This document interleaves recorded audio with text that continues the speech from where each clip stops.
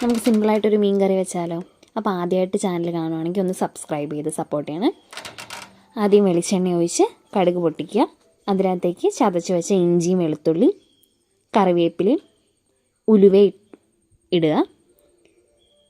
അതിനകത്തേക്ക് കുറച്ച് മഞ്ഞൾപ്പൊടി, 2 ടീസ്പൂൺ മുളക് പൊടി, 1 ടീസ്പൂൺ മല്ലിപ്പൊടി ഇട്ട് അതിൻ്റെ പച്ചമണം മാറുന്നോടം വരെ നന്നായിട്ടൊന്ന് ഇളക്കി കൊടുക്കുക.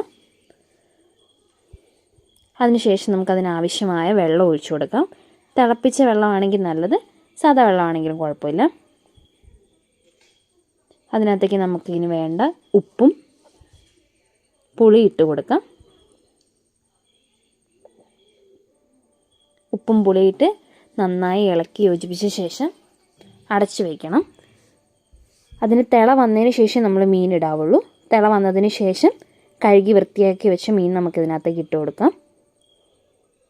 മീനൊന്നും ഉടഞ്ഞു പോവാതെ മെല്ലെ മസാല എല്ലാം ആവുന്ന രീതിയിൽ ഇളക്കി കൊടുത്ത് അടച്ചു വെച്ച് വേവിക്കണം.